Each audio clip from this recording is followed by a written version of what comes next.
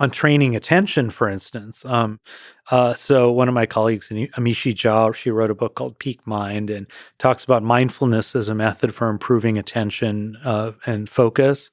So she works a lot with military, like Navy SEALs and stuff, to do this kind of work with mindfulness meditation. Adam Ghazali, another one of my friends and colleagues, has work on kind of training through video games, actually, as a way of training attention. And so it's not clear to me. One of the challenges, though, in training is you tend to overfit to the thing that you're trying to optimize, right? So you tend to, if I'm looking at a video game, I can definitely get better at paying attention in the context of the video game, but you transfer it to the outside world.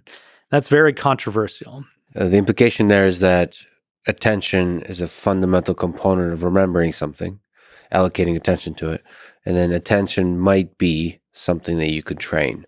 How you allocate attention and how you hold attention on a thing.